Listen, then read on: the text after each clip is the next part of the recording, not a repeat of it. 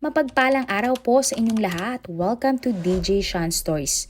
Turn on your notification bell, like and subscribe para sa crime stories araw-araw. Sa ating kaso ngayon, alamin natin ang dalawang kwento ng mga babae na ang tangi lamang layunin ay mabigyan ng magandang buhay ang kanilang mga pamilya. Subalit, hindi nila inakala na sa kanilang paligid mayroon palang isang lalaki na may lihim na obsesyon sa kanila. At sa huli nga, ang obsesyon ng mga sospek na ito ang naging mitya ng mga buhay ng mga babaeng biktima. Ang unang babae sa ating kwento ngayon ay kinilalang si Sarah K. Mendo, 29 years old. Si Sarah ay tubong Romblon at breadwinner ng kanyang pamilya. Nagtatrabaho si Sarah sa Taguig bilang customer service representative ng isang bangko. Pero ang dalaga ay nakatira sa isang apartment sa Estrella Homes, Barangay Toclon, Kawit, Cavite. Bukod sa pagiging CSR, isa ding artista si Sarah. May talento kasi ang dalaga sa paghuhit at pagpipinta. Sa social media, ibinabahagi ni Sarah ang kanyang mga obra kung saan pinipintahan ni Sarah ang mga sapatos at sombrero. Isa din sa mga obra ni Sarah ang portrait painting. Napakagaling nga ni Sarah magpinta at kuhang-kuha niya ang imahe na kanyang pinagbabasehan. Ang mga sapatos, sombrero at damit na pinipintahan ni Sarah ay itinitinda niya sa social media. At ang kinikita nga ni Sarah sa online selling ay malaking tulong sa kanyang pamilya na sinusuportahan. Kapansin-pansin naman sa social media ni Sarah na ang dalaga ay mahilig mag-travel sa iba't ibang mga lugar. Mataas nga ang pangarap ni Sarah para sa kanyang pamilya at marami pang gustong maabot na mithiin ang dalaga. Ngunit ang nakakalungkot sa isang iglap, ang lahat ng iyon ay naglaho na parang bula. February 21, 2020, bandang 5:00 ng madaling araw, narinig ng isang kapitbahay na lalaki ni Sarah na sumisigaw ang dalaga. Nasundan pa nga ito ng paghingi ni Sarah ng tulong. Pero hindi naman ito gaano pinansin ng lalaki at nagpatuloy sa kanyang ginagawa. At bandang 8:00 nga ng umaga, ikinuwento ng kapitbahay na lalaki ni Sarah sa isang babae na residente din ng subdivision ang kanyang mga narinig. Hindi naman naniwala ang babae sa sinabi ng lalaking kapitbahay niya dahil alam niyang 5:00 ng madaling araw, umaalis si Sarah ng kanyang tinitirhan. Ngunit iginiit pa din ng lalaki na meron nga siyang narinig at mula nga noon, hindi daw niya nakitang lumalabas pa ng bahay si Sarah.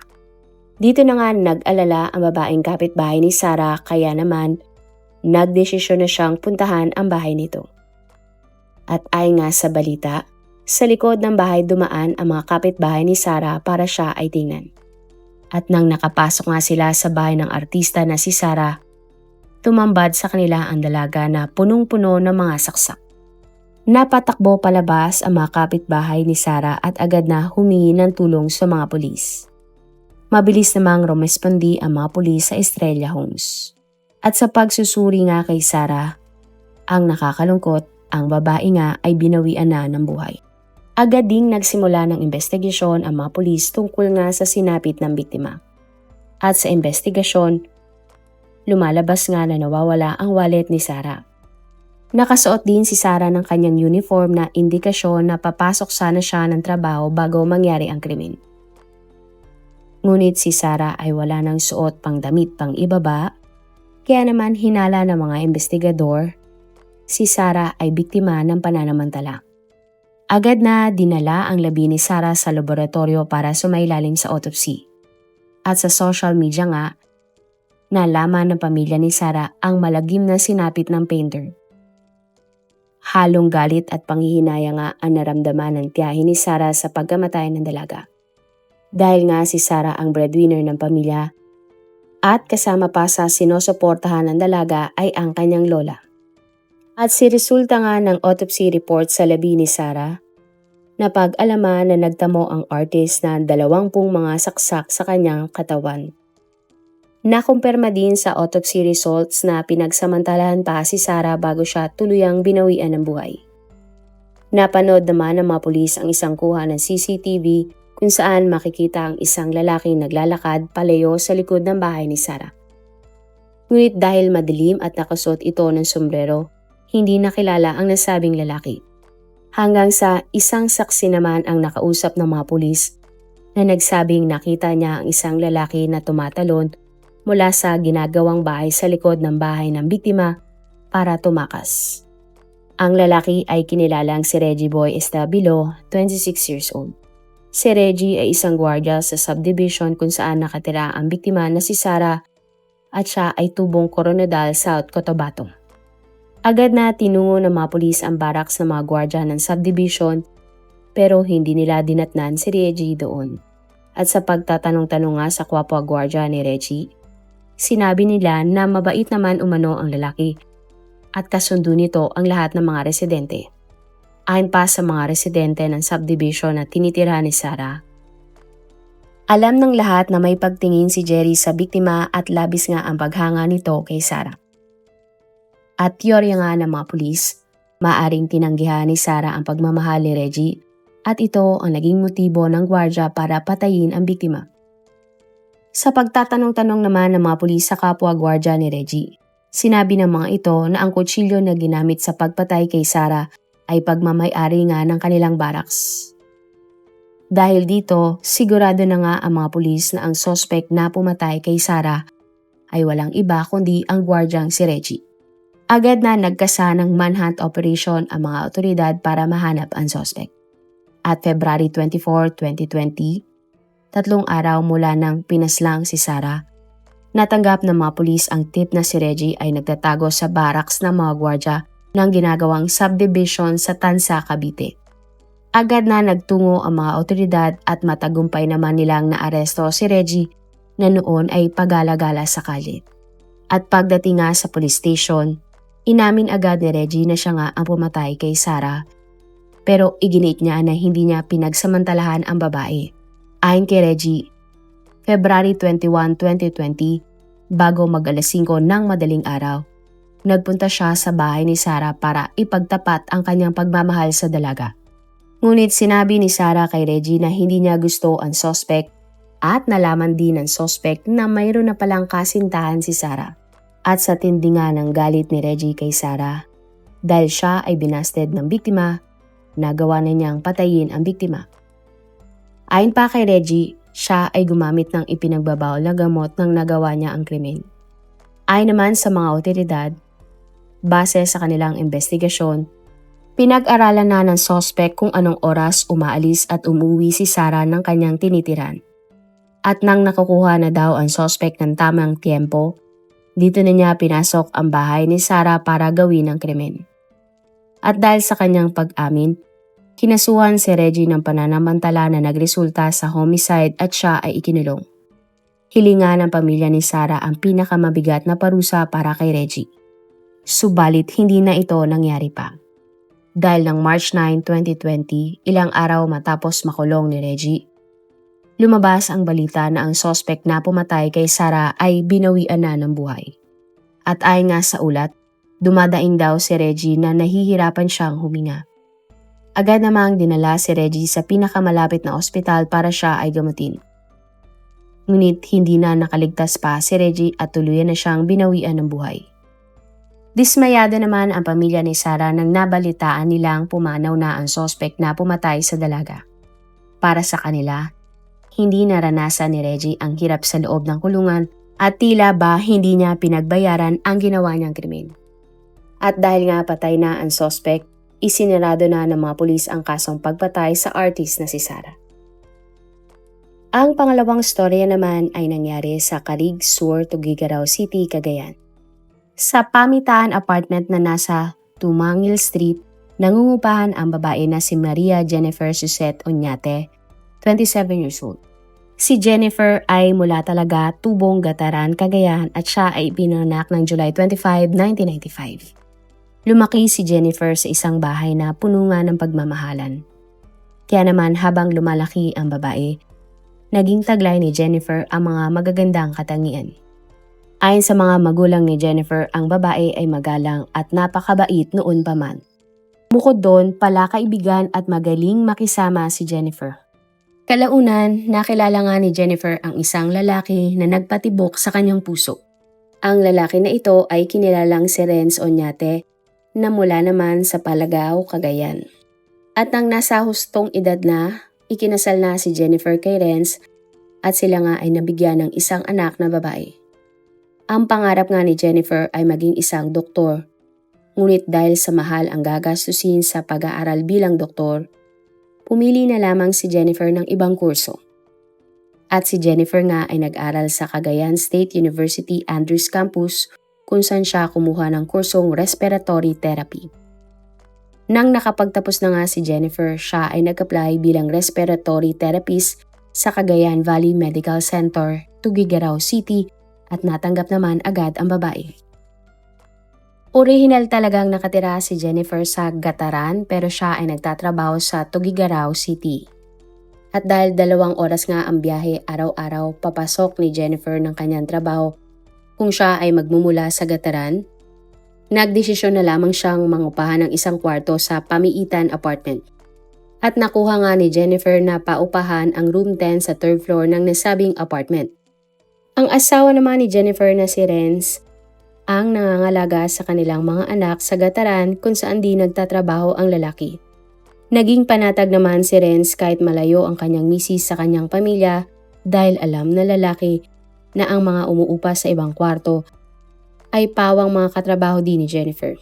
At kahit mahirap na malayo sa kanyang anak at asawa, lahat nga ay tiniis ni Jennifer para sa magandang kinabukasan ng kanyang pamilya. Kapag day off naman ni Jennifer, sinisigurado niyang umuwi siya sa Gataran para makasama ang kanyang anak at asawa. Sa ibang pagkakataon naman, ang asawa at anak ni Jennifer ang bumibisita sa kanya sa Tuguegarao City. Nagkasundo naman sina Jennifer at Renz na sila ay magtatawagan araw-araw para nga hindi nila mamiss ang isa't isa. Sa gabi naman nag-uusap din si Jennifer at Renz bago sila matulog. Mahilig ang kumuha at mag-post ng mga larawan si Jennifer. Dahil para sa kanya, ang mga alaala ng bawat masasayang sandali ay kalakip na mga kinukunan niyang larawan. Ngunit walang mag-aakala na isang araw si Jennifer ay hindi na makakasama pa ng kanyang pamilya at tanging sa larawan na lamang nila maaalala ang babae. April 24, 2020, nang nag-report ang asawa ni Jennifer na si Renz sa mga pulis dahil nawawala ang asawa niyang therapist. Ayon kay Renz, huling beses niyang naka-video call si Jennifer ng April 23, bandang 7:00 ng gabi. At bago matulog, tatawagan pa sana ulit ni Renz ang kanyang misis pero hindi na ito sumasagot. Inakala lamang ni Renz na baka natutulog si Jennifer kaya hindi siya tumawag pang muli at natulog na din ang gabing iyon. At kinabukasan nga ng April 24 ng umaga, chinat, tinext at tinawagan ni Renz ang kanyang asawa. Subalit ni isang beses ay hindi na sumagot pa ang babae. Labis na nagtaka si Renz dahil nakagawian naman nila ng kanyang asawa na mag-usap sa umaga. Pero inisip na lamang ni Renz na baka nasa trabaho na si Jennifer kaya hindi ito sumasagot sa tawag o text. Nagsimula namang mag-alala si Renz nang nakatanggap siya ng text mula sa katrabaho ni Jennifer.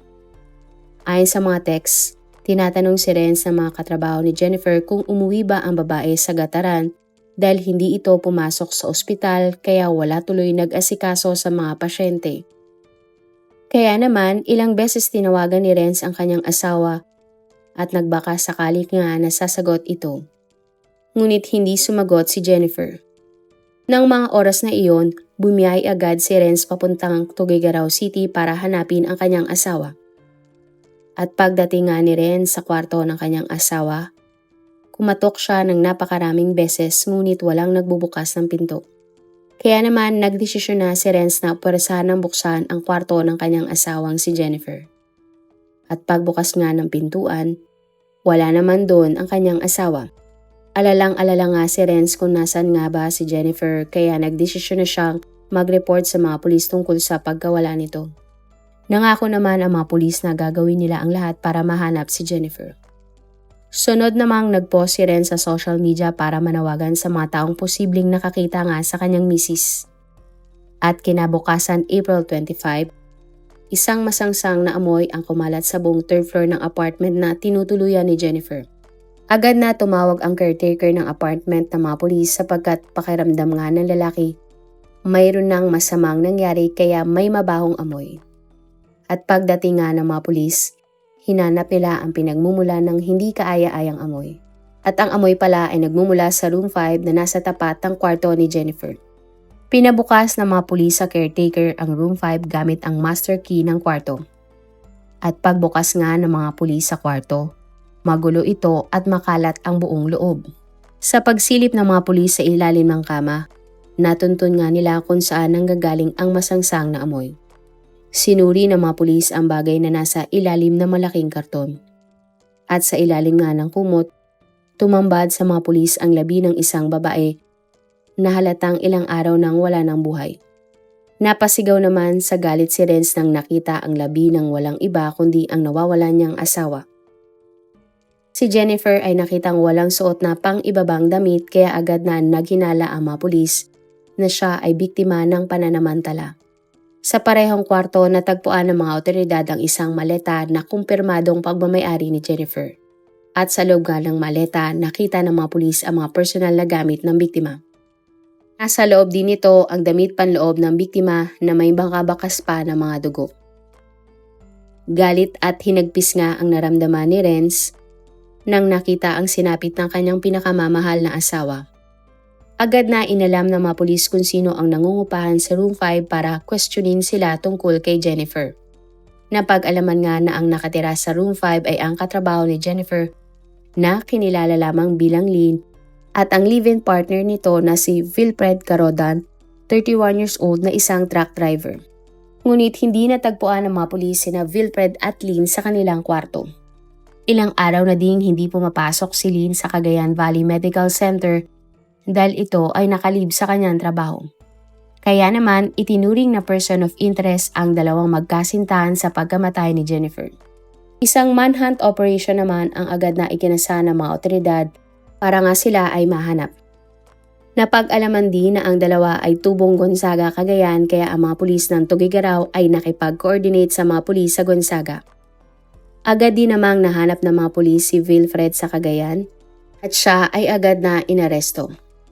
Hindi naman nanlaban pa ang lalaki at maayos itong sumama sa mga otoridad. At pagdating nga sa police station, inamin ni Wilfred na siya nga ang nanamantala at pumatay sa therapist na si Jennifer. Ayon kay Wilfred, April 23, 2022 ng gabi, pag-uwi niya mula sa trabaho, tumambay muna siya sa labas ng room 5. At sa katapat nga nitong kwarto kung saan nangungupahan si Jennifer, nakita niya ang biktima na nakasuot ng 90s. Sinabi pa ni Wilfred na ilang beses na niyang nakikita si Jennifer na gano'n ng suot at nang gabi nga na iyon ay naakit at nabighani nga siya kay Jennifer. At nang gabi na iyon, wala ang live-in partner ni Wilfred na si Lynn dahil gabi ang shift nito sa trabaho sa ospital. Ayon kay Wilfred, hindi na niya napigilan ang bugso ng kanyang damdamin kaya pinasok niya ang kwarto ni Jennifer na noon ay hindi nakalak. Pagpasok nga ni Wilfred, doon niya pinilit ang kanyang sarili sa biktima. Nanlaban umano si Jennifer pero mas nanaig ang lakas ng suspect. At matapos nga ang pagsamantalahan ni Wilfred si Jennifer, dito na niya sinakal ang biktima hanggang sa tuluyan na itong binawian ng buhay. Pagkatapos nito, dinala ng suspect ang labi ng biktima sa inuupahan nilang kwarto ng kanyang live-in partner. Ayon pa sa suspect, kinuha din daw niya ang maleta at mga personal na gamit ni Jennifer para pagmukain na umilis lamang ang biktima. Sinabi pa ni Wilfred na para hindi agad mangamoy ang labi ni Jennifer, nag-spray siya ng napakaraming pabango sa buong kwarto. Sakto naman pala na nakalib si Lynn kaya niyaya niya si Wilfred na umuwi ng Cagayan kung saan sila nagtago. Ayon pa sa suspect, susuko na dapat siya kaagad na nagpunta ang mga pulis sa apartment para hanapin si Jennifer. Ngunit natakot umano siya dahil baka pati si Lynn ay madamay sa kaso. Tumugma naman ang sinabi ni Wilfred sa medical legal ni Jennifer. At sa medical legal nga, kumpirmadong pinagsamantalahan ng biktima na si Jennifer at pananakal nga ang dahilan ng kanyang pagkamatay. At dahil sa kanyang pag-amin, sinampahan si Wilfred ng kasong pananamantala na nagresulta sa homicide. Siya ay ikinulong habang tumatakbo ang kanyang kaso. At July 23, 2025, makalipas nga ang 3 taon nang pinatay ni Wilfred si Jennifer, naglabas na ng hatol ang korte. At para nga sa pagpatay ng suspect sa therapist na si Jennifer, siya ay napatunayang guilty. At si Wilfred ay hinatulan ng habang buhay na pagkakulong na walang posibilidad ng parol. Marami pong salamat sa inyong panonood. Meron ba kayong mga kwento na gusto nyong i-share sa ating mga manonood?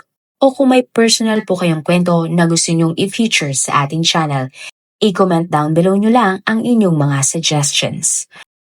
Para naman po sa dagdag kalaman, i-subscribe nyo din po at i-follow ang ating iba pang YouTube channel katulad ng Tagalog Facts and Mysteries by DJ Sean at Manila Boy Wonder Philippines. Marami pong salamat sa pagsuporta nyo sa aming mga channel. God bless everyone!